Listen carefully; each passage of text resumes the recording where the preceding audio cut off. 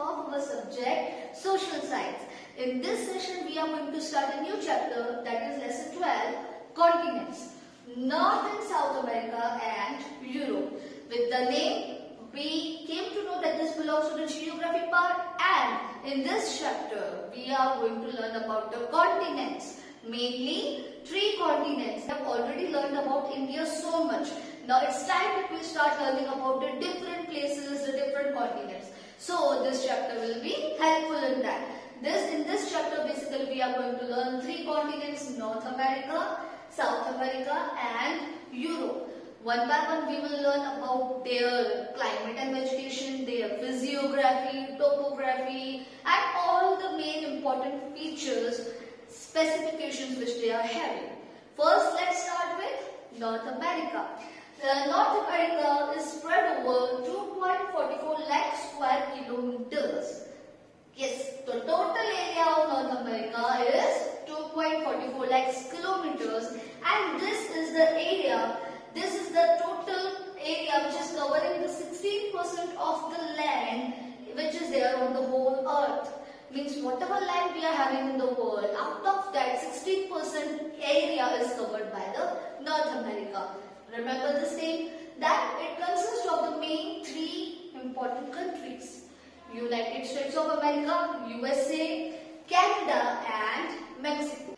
The natives who are known as Red Indians, means the people who were born and they were living there only, they were earlier known as Red Indians. But as the Europeans came, the other people came in their country, the culture changed. It extends from Arctic Ocean in the north to Panama in the south. Now, if we just carefully look over the map which is given here, you can see north direction and south direction. In the north there is the Arctic Ocean and in the south there is the Panama Canal.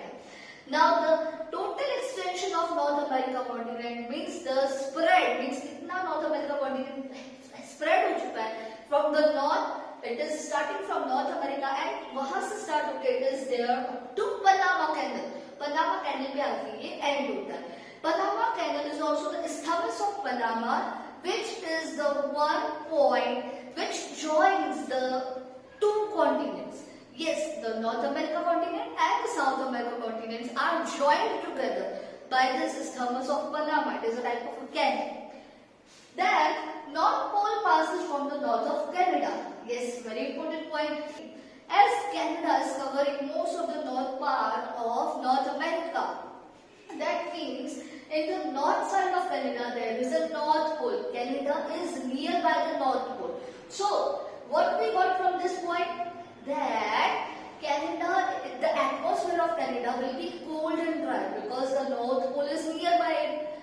Tropic of Cancer passes through central Mexico. Now Mexico, if you can see the picture again, from the center of Mexico there is a Tropic of Cancer which is passing and it is dividing the Mexico into 2 halves.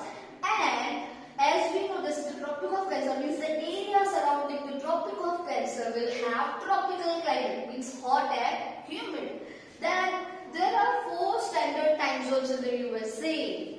Yes, as the area of North America is wider than the South America continent, here in the USA they are having 4 standard time zones. The 5 Great Lakes comprises of Lake Superior, Michigan, Huron, Erie and Ontario.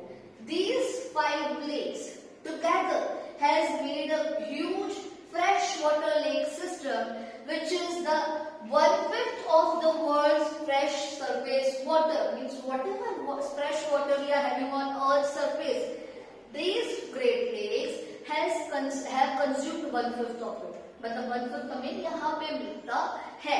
They together have made this 5 Great Lakes system. इन्होंने together ये 5 lakes ने मिलकर एक system बनाया है. This fresh water is very helpful for the people who are living there to do the agriculture for the irrigation purpose. Then the rivers Mississippi, Missouri and Mackenzie have created the Great Plains. Now once again, Great Plains. This we have talked about Great Lakes. This we are talking about Great Plains. What is plain area? Plain area means the area of flat surface in which you can do agriculture or you can construct anything. But here we are talking about Great Plains. Remember, just if I take you in the past, we have also learned about the northern plains in India. So same as river Gangas and their tributaries have made the northern plains in India, here there are three rivers: Mississippi, Missouri and Mackenzie. Remember the names? Mississippi, Missouri and Mackenzie. These three rivers have combined and they have deposited their fertile alluvium soil for rich alluvium on the banks, and that has created an area which is known as Great Plains, and the other name of it is prairies. Other name is prairies. Yes, important thing is that this area is very good for the agriculture. So people who are living nearby, they are engaged in the agriculture only. And this is also known for its wheat.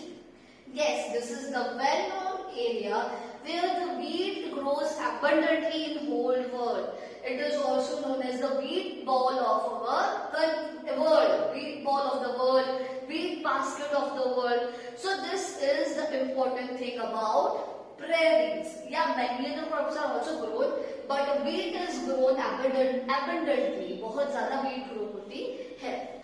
There are Rockies mountain ranges which are to the west and the Appalachian mountain ranges which are to the east of the North America continent. Also, there is a Mount McKinley, which is the tallest peak in USA, which is there in the Alaska range.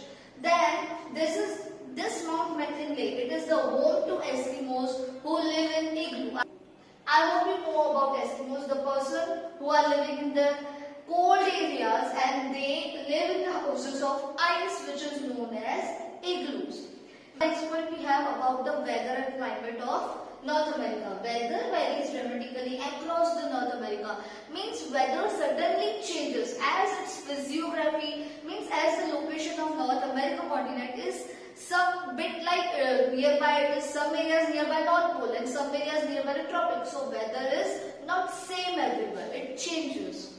There is cold and dry climate from Greenland. Greenland, there is an island nearby North America. So if we go from the Greenland, there is a cold and dry climate, and this climate it extends to the mountains of the Alaska range to the northern Canada. Means from Greenland to the north part of the Canada, that area experiences cold and dry climate because it is near to the North Pole.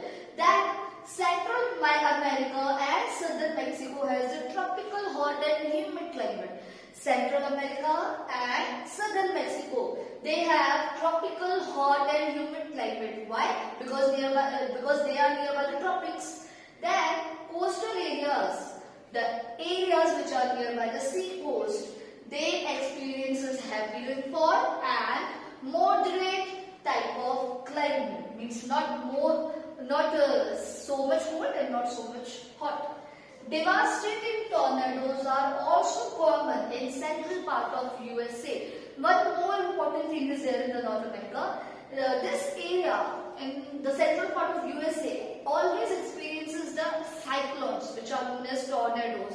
It is very common in the spring and the summer seasons. Whenever a tornado strikes, whenever it happens, it causes a lot of damage of life and property. So thunderstorms and cyclones are very common over here.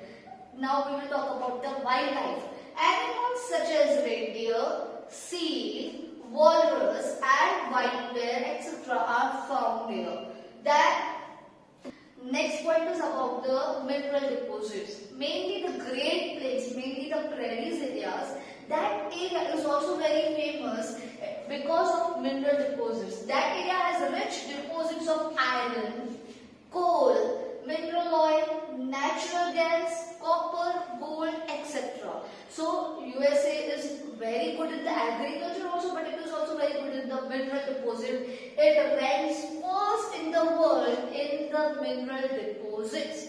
Mineral deposits में USA का नाम first है. Now this was all about about the North America continent. In the next session, we will cover the next part. Till then, keep learning. Thank you and have a nice day.